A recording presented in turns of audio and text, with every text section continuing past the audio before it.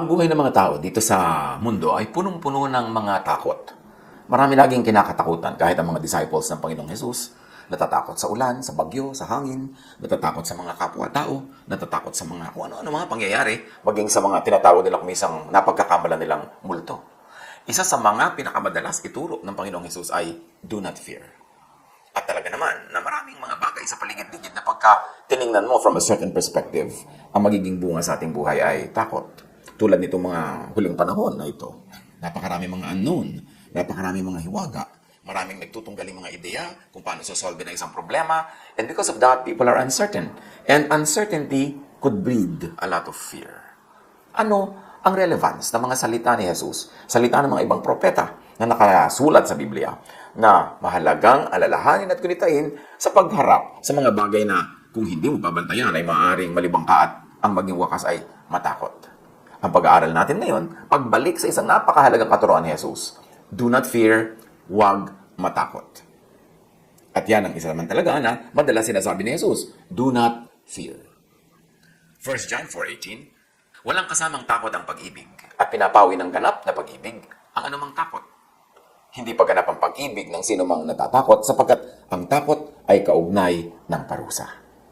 At very relevant yan sa mga nangyayari ngayon sa mundo. Marami mga relihiyoso, natatakot na nga ang kapwa, marami na nga uncertainties, marami mga difficulties and hardship, tapos sasabihin pa nila pinaparusahan ng Diyos ang mundo, pinaparusahan ng Diyos ang tao.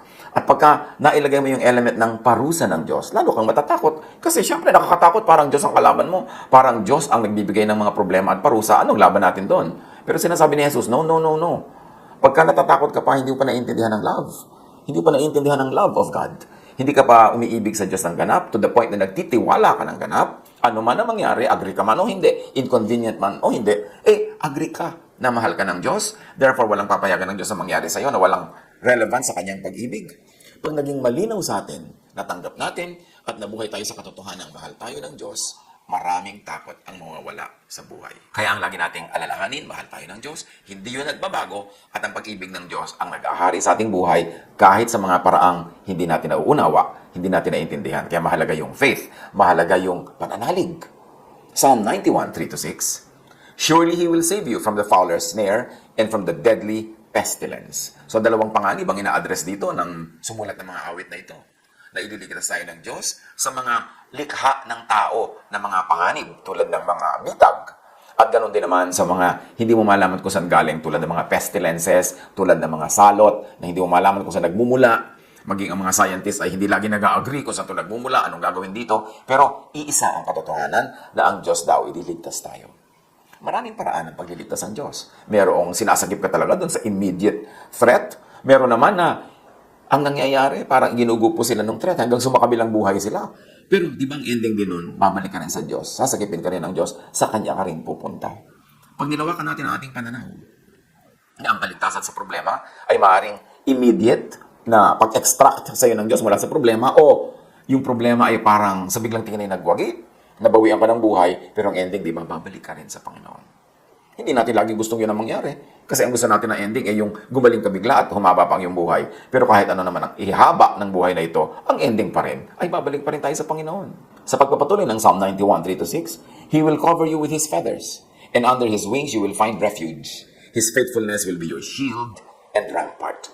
Itinulad ang Diyos sa isang agila o sa isang inang manok o sa isang ibon na nililimliman niya, nilulukuban niya ng kanyang pakpak, ng kanyang mga balahibo, ang kanyang mga anak para mga ito huwag mabasa, huwag maginaw, huwag na matakot sa hangin, at huwag madagit ng kalaban. Ito ang inihalin tulad nitong psalm sa pag-ibig ng Diyos. Tayo na kanyang lulukuban, ipagtatanggol, ipoprotect. You will not fear the terror of night, nor the arrow that flies by day, nor the pestilence that stalks in the darkness, nor the plague that destroys at midday. So 24/7, anumang oras, anumang uri ng panganib, hindi daw tayo mabubuhay sa takot kung aalalahanin natin ang pag-ibig ng Diyos, ang proteksyon ng Diyos, at ang kanyang walang hanggang mabuting kalooban para sa atin. Kahit sa biglang tingin, hindi tayo agree na mabuti ang nangyayari sa ating buhay. Pero alam niya ng Diyos, and when God allows it, ang kailangan umandar sa ating buhay, pagtitiwala. Na huwag tayong bibitaw. Mas malakas ang hangin, mas kumapit tayo sa Diyos. Mas madilim, mas kumapit tayo sa Kanya. Mas hindi natin nauunawaan na nangyayari, mas humihirap, mas lalo tayong kumapit sa Kanya. Yun ang sagot sa fear.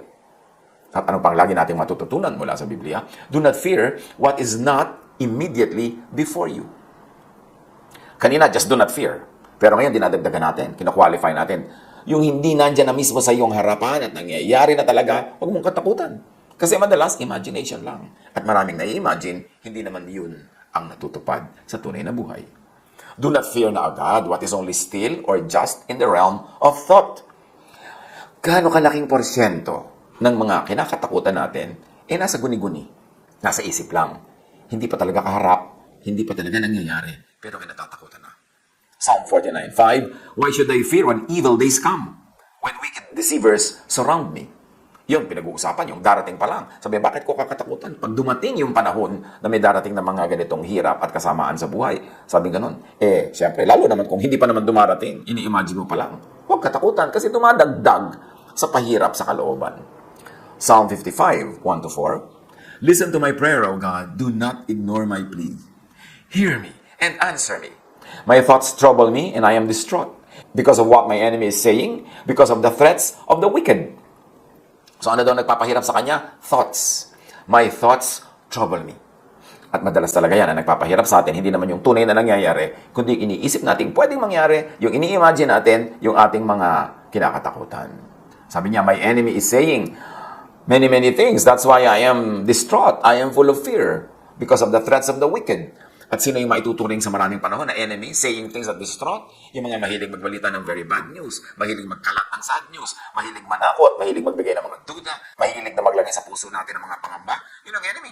Saying many things that threaten us, that removes our peace, that doesn't help us.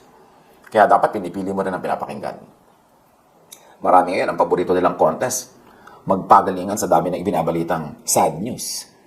Paramihan ang nalalaman ng mga napahamak, mga nagkasakit, mga naganito at nagkaganyan. Dapat hindi ganun. Kasi pag bumubuka ang ating bibig, lalo sa mga panahon na marami nang mga pinoproblema ang tao, yun ang mga nakakapagpalakas ng loob. Yun ang mga nakakapagpasaya, nakakalibang.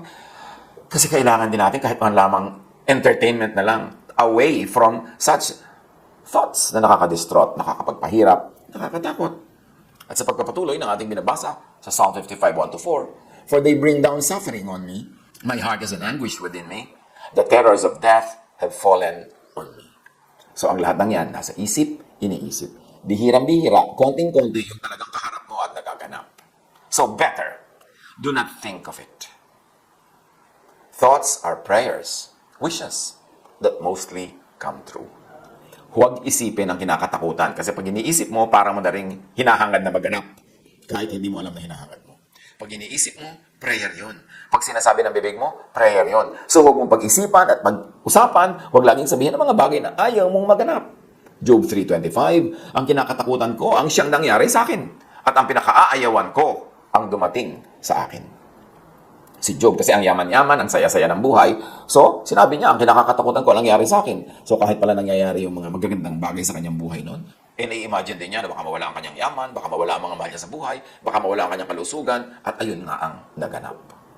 Pag lagi mong iniisip, tandaan mo, nagiging prayer yon, nagiging wish yon, at nadidinig yun ng universe, at isasagot nga sa'yo, your wish is granted. Huwag mong laging isipin, huwag mong laging pag-usapan ang bagay na kinatatakutan mo o ayaw mong maganap. Kailangan disiplinahin natin ang ating isip. Matthew 21:22, sabi ni Jesus, ano mang hingin ninyo sa panalangin ay tatanggapin ninyo kung naniniwala kayo. O panalangin nga yung iniisip kahit hindi mo dugtungan ng amen, kahit hindi mo gawin at i-recite in the format of a prayer, pag iniisip mo at sinasabi mo, prayer na yun. Paano kung naniniwala ka doon sa iniisip mo? Naniniwala ka doon sa kinakatakutan mo? Naniniwala ka gano'n ang mga mangyayari nga sa'yo? Sabi ni Jesus, ano bang hingin ninyo sa panalangin ay tatanggapin ninyo kung naniniwala kayo. Baligtad naman ang isang naganap sa ministry ng Panginoong Jesus sa Mark 6:5. Napakaraming pinapagaling ni Jesus pero sa kanyang bayan, napakakonti ng gumaling. Bakit? And because of their unbelief, he couldn't do any mighty miracles among them except to place his hands on a few sick people and heal them. Ito naman baligtad, merong unbelief. Ayaw nilang maniwala kay Jesus, therefore hindi sila tinablan ng kapangyarihan para sila gumaling. Halos walang gumaling. Bakit? Ang pinaniniwalaan nila ito, fake siya. Hindi siya makakapagpagaling, hindi ako gagaling. So hindi nga sila naggalingan. Ikaw man at tumatanggap ng gamot, naniniwala ka, fake to, hindi ito tatalab. Bakit nga tatalab sa'yo? yun ang iniisip mo. Ang iniisip at pinaniniwalaan, nagaganap. Isang malaking hiwaga yan. Pero hindi na natin yan. Huhukayin ngayon yung hiwaga na yan. Sapat na nasabihin natin kung ayaw mong maganap, huwag mong isipin. Huwag yung pag-usapan. Yung gusto nyo maganap, ang lagi mong isipin at pag-usapan. At kung ikay laging hindi naniniwala, hindi ka nga tatablan, maski ng himala. Lalo pa, ng gamot lamang. Proverbs 4:26. Give careful thought to the paths for your feet, and be steadfast in all your ways. Bantayan ang dadaanan ng paa. Pero yan ay isa lamang talinghaga. Bantayan ang pupuntahan ng isip. Kasi susunod ang katawan, susunod ang paa, susunod ang buhay. So kung anong gusto mong maganap, whatever's true, whatever's lovely, whatever's praiseworthy, think about such things. Diyan tayo pwedeng kumilos na we were created in God's image. There is a part of God that was given to us in creation. At isa yan siguro, napakadaming example na magpapatunay na ito nga yun na ang paniniwala natin is power. Ang faith natin is power. Ang words natin are power. So when you say these words, they happen. When you believe in this, it happens. Sabi ni Jesus, when you believe, you can turn this mountain into something that will jump into the sea. It will. Kasi naniniwala ka. Merong part of God in you na very powerful. And it gets operationalized by faith and by words. Think only of what you want to happen. Not what you do not want to happen. Pero pag inobserbahan natin ang buhay, baligtad na nangyayari araw-araw. Ha? Ang laging topic sa news, yung ayaw natin mangyari. Ang topic ng mga usapan, yung ayaw natin mangyari. Ang laging pinag-uusapan, yung negative, yung nakakatakot. Hindi yung nagaganap madalas. Kailangan ng disiplina ng isip. The real battleground is in the mind. Sabi, our battle is not against flesh and blood, but against principalities in the air. Against thoughts, against spirits in the mind. Kailangan kontrolin ang isip, ang puso. Kasi ang namumugad dyan na ideya, yun ang magaganap sa buhay. Psalm 51:10, create in me a pure heart, O God, and renew a steadfast spirit within me. A pure heart, hindi lang yung pure in terms of religious morality, kundi pure in terms of God's love, trust in God, faith in God. At yun ang laging espiritong dapat ay mulit-muli binubuhay, pinapalakas sa ating damdamin, yung pananalig sa Diyos. Yung purity, ibig sabihin hindi tayo diluted by negative things, by evil thoughts, kundi by godly thoughts. Matthew 9:4, knowing their thoughts, Jesus said, why do you entertain evil thoughts in your hearts? And if we can extend the application, why do you entertain negative thoughts? Why do you entertain fear? Why do you entertain doubt? Yan ang papasukan ng mga bagay na hindi ka nais-nais sa inyong buhay when you open the doors of your heart and your mind to negative things.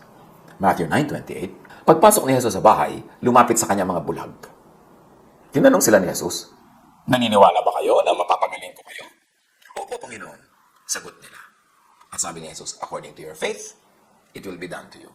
Kung naniniwala kayo 100%, gagaling kayo 100%. Naniniwala kayo 50%, gagaling kayo 50%. Hindi kayo naniniwala, 0 ang paggaling ninyo. Wala. According to your faith, it will be done to you. Yes, God is there. Yes, Jesus is there dispensing power. But you are the other half of the team. You have to believe in God. You have to believe in Jesus para yung power na yon magkatotoo sa iyong buhay. Nakita mo sa kanyang hometown? Yung power niya? Hindi sapat para pangalingin yung mga tao noon. Kasi dapat sanghayon sila. Dapat payag sila. Dapat meron silang asat. Dapat meron silang pagsanghayon. Meron silang pananalig. And without that, hindi ka naman bigla-biglang babaguhin o papagalingin ng Diyos na ayaw mo naman o hindi ka naman naniniwala. Kasi meron tayong free will. Ibinigay din niya yan as part of our being made in the image of God. So yung free will na yun, kailangan gamitin mo to obey God's will, to abide in God's love, para katablan ng kapangyarihan na ito. Believe in what you want. Believe in what you wish for. Psalm 27:3, though an army besiege me, my heart will not fear. Though war break out against me, even then I will be confident. At kung bibigyan natin ng extension ng application, though an army of bad news besiege me, my heart will not fear. Though war break out against me, though media wars break out against me, info or misinfo wars break out against me, even then, I will be confident. Kaya mahalaga nakababad tayo sa tunay na salita ni Jesus, hindi sa fake news, hindi sa false news. Dapat nakababad tayo sa katotohanan. At kasama ng katotohanan, of course, is scientific knowledge. dapat ang ating mga pinaniniwalaan ay based sa science because God is the author of science. God is the author of natural. May mga nagtatanong, naniniwala ka ba sa gamot na ito o hindi? Kasi sabi ni ganun, magaling. Sabi ni ganyan, hindi daw magaling. Sabi ko, anong sabi ng science? Although, of course, kung minsan akala mo science, yung pala fiction. Akala mo science, yung pala twisted science ko, no? Kaya dapat talaga ang tao nag-aaral. With the absence of knowledge, people perish. Kaya kailangan informed. Hindi tayo naniniwala agad-agad sa chismis, sa mga patotoo nito, patotoo ni ganyan, na very, very subjective and personal lang. Kailangan may science. Mark 5:36, overhearing what they said, Jesus told him, don't be afraid, just believe. So kailangan naniniwala. Kailangan we surround ourselves with truth, with positive truth. Kasi may truth din naman na negative, yung nakakatakot, yung nakakapangamba. Pero bakit yun ang lagi mong titingnan? Bakit yun ang lagi mong pagtutuunan ng pansin, tititigan? Hindi yun ang magiging reality mo. Mark 9:23, if you can, said Jesus, everything is possible for one who believes. Sabi nung nagpapagamot kasi sa kanya, if you can, please heal us. Sabi ni Jesus, if you can, if I can, of course I can. But the question is, do you believe? It is not enough that I can. Kumbaga sinasabi ni Jesus, I can, but do you believe? Because if you do not believe, I won't. Hindi ka tatablan ng kapangyarihan na ito kung di mo tatanggapin. Kailangan buksan mo ang iyong puso, ang iyong isip sa isang katotohanan para ito tumalab sa iyo. Sadly, ang daming tao nakabukas yung isip at puso sa mga negative things. Kumisan, false things pa nga. Fake news pa nga. Yun tuloy ang tumatalab sa kanilang buhay. Ang nagiging bunga, takot, pangamba, nervyos, hopelessness, depression. Sunod-sunod yan. Magtutuloy-tuloy yan dyan pagka hindi natin inawat, hindi natin pinigil. Kaya kailangan, nagsisimula pa lamang na lumipad sa ibabaw ng ulo natin yung mga negative thoughts, tinataboy mo na. You cannot stop birds from flying over your head, sabi ni Luther. But you can stop them from nesting in your hair. Hindi napipigil na may lumipad na ibon sa ibabaw ng ulo mo. Pero dapat pigilan mo na magpugad yan sa iyong buhok. Kung may buhok. O magpugad yan sa iyong anit. Kasi siya na maghahari sa iyong buhay. Pamisa-misan may tumatawid sa isip natin na pangamba, nervyos. Pero tinataboy mo agad. Hindi mo na ina-entertain pa, pinapupo, pinagkakape, pinu-foot massage mo. Nagtatagal tuloy ayaw umalis. Paalisin agad. Ganyan din yung mga tao na dadating sa buhay mo through social media o through physical visit, which is rare now but can still happen. Darating sa buhay mo, ang daladala negative, itaboy mo agad. Kasi pag alis yan, ang naiwan sa'yo, takot, nervyos, duda. Gusto mo ba yun? John 11:40, then Jesus said, did I not tell you that if you believe, you will see the glory of God? So again, pinakakadiin-diin ni Jesus, believe. Believe in what you want to happen. Believe in what God wants to give to you. Because belief makes things happen. Hindi nare-realize ng maraming tao. Merong napakalaking kapangyarihan na hawak sila. At ito ay belief. Ito ang laging inaagaw ng kaaway, yung belief. Imbes tumingin ka sa Diyos, pinapatingin ka niya sa kadiliman.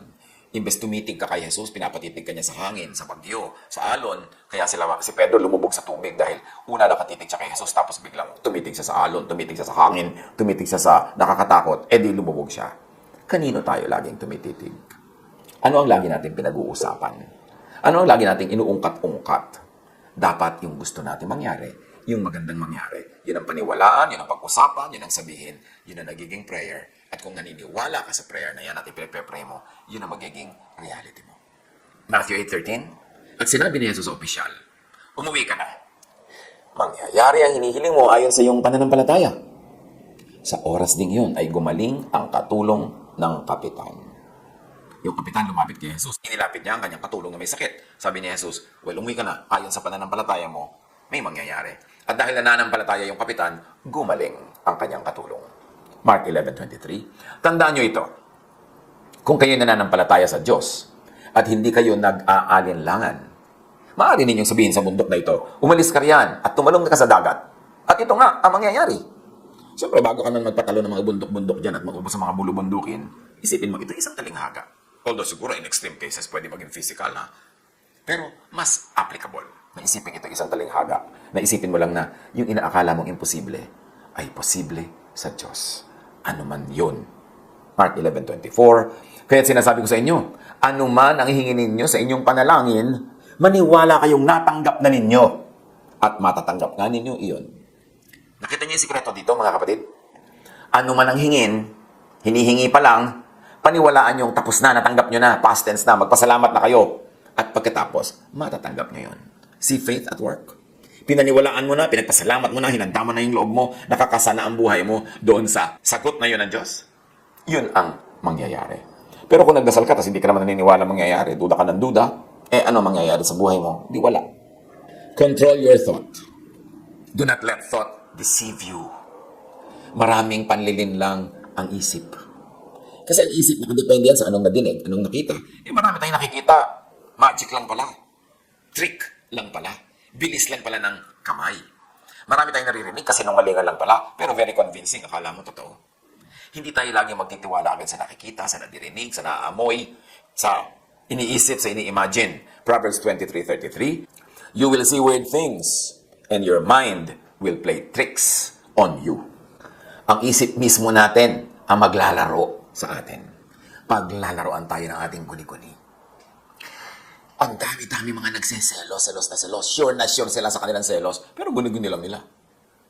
Hindi laging totoo yung mga feminine intuition. Although marami dyan nagkakatotoo at totoo talaga, pero hindi lahat. Kasi marami rin guni-guni, maging ang mga kababaihan na, guni-guni lang. Tapos paniwala na sila ng aaway na, ng gugulo na, guni-guni pa lang.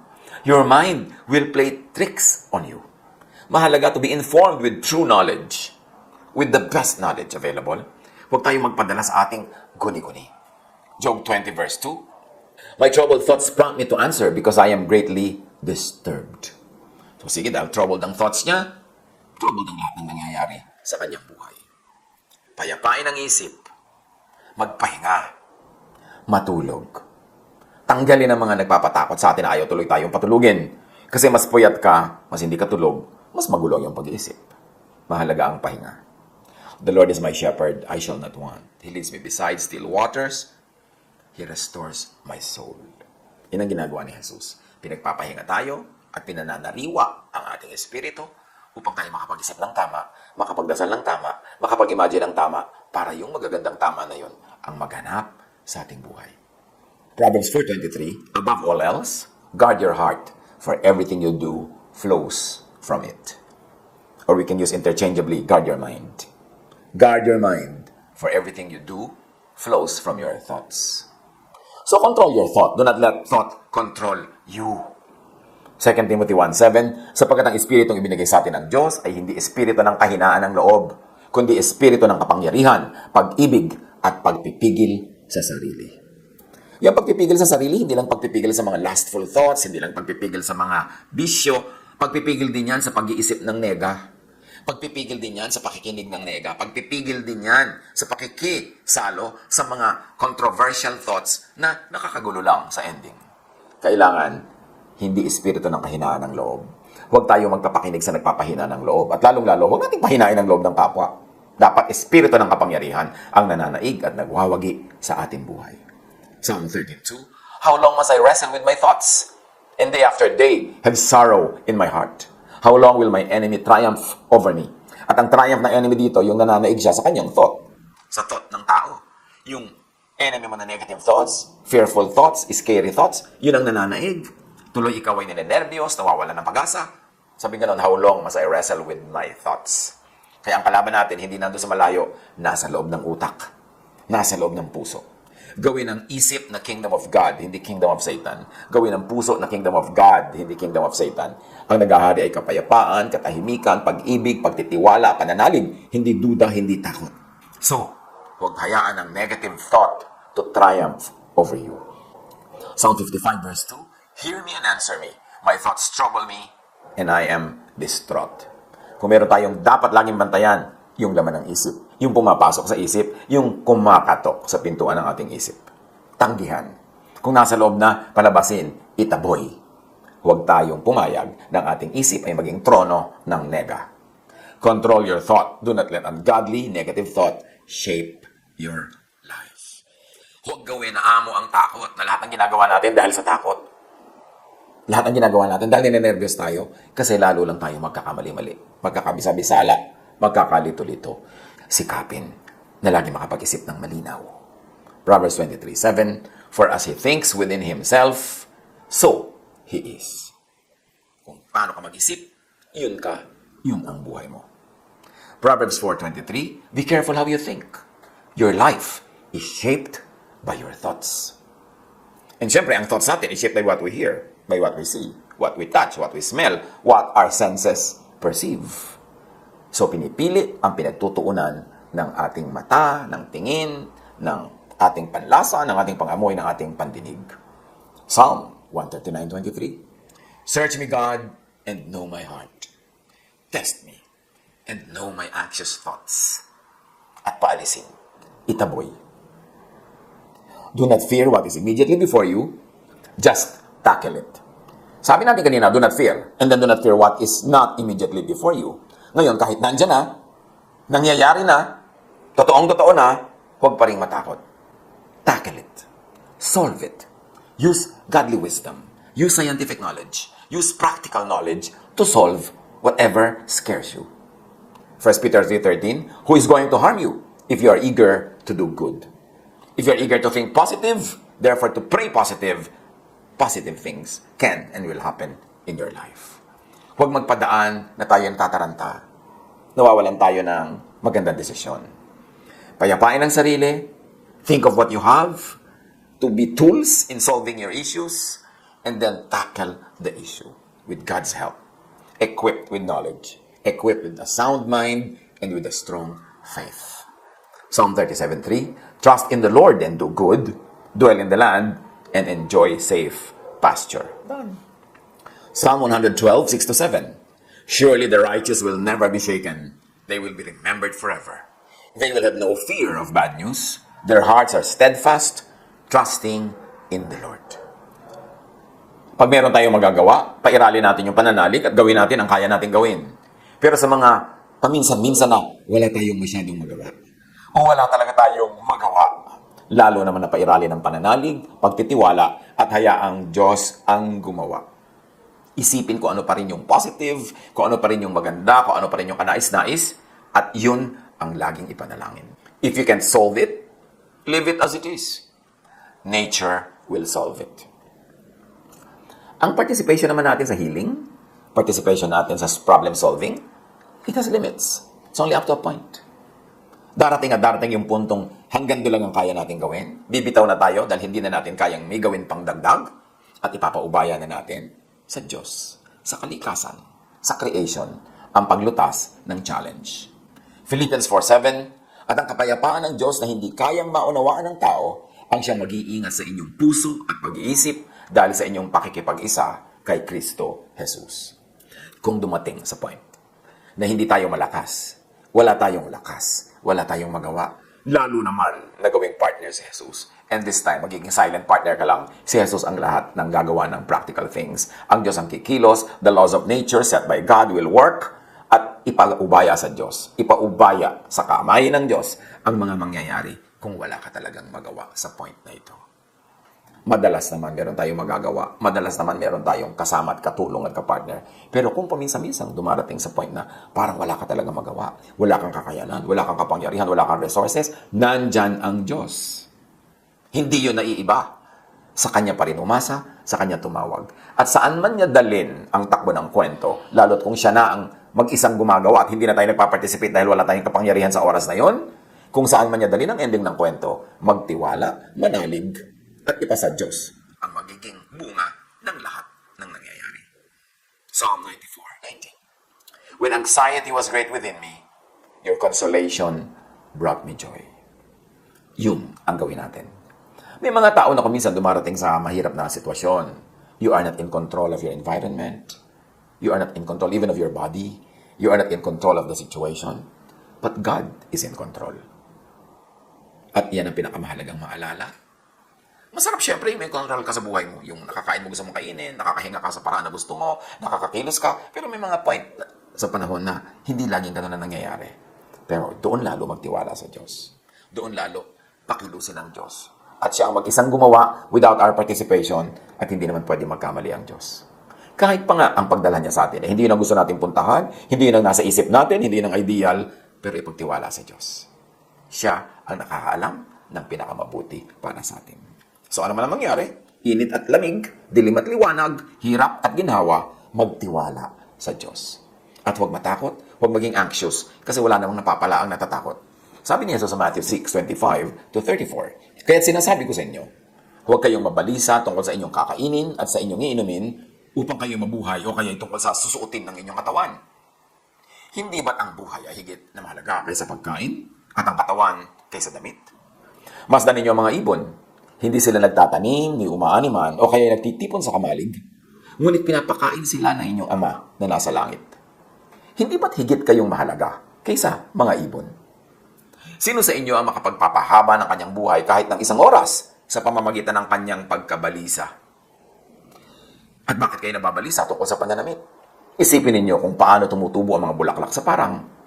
Hindi sila nagtatrabaho ni gumagawa ng damit. Ngunit, sinasabi ko sa inyo, kahit si Solomon sa kanyang karangyaan ay hindi nakapagdamit ng singganda ng isa sa mga bulaklak na ito.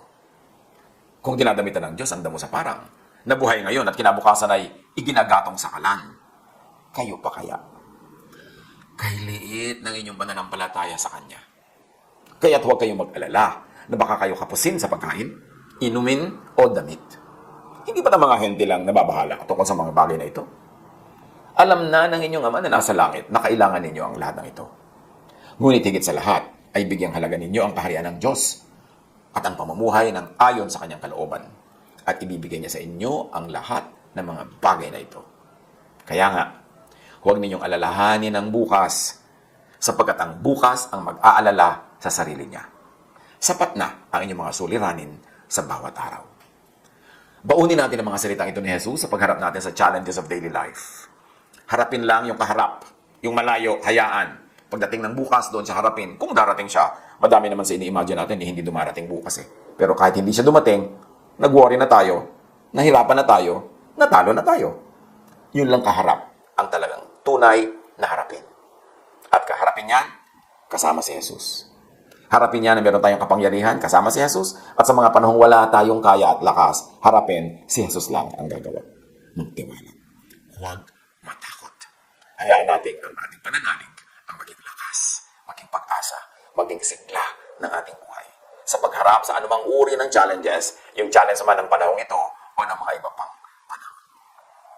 Control your thoughts. Surrender your thoughts to Jesus. And let the power of Jesus give you happiness, give you cheer, give you hope. God bless us all.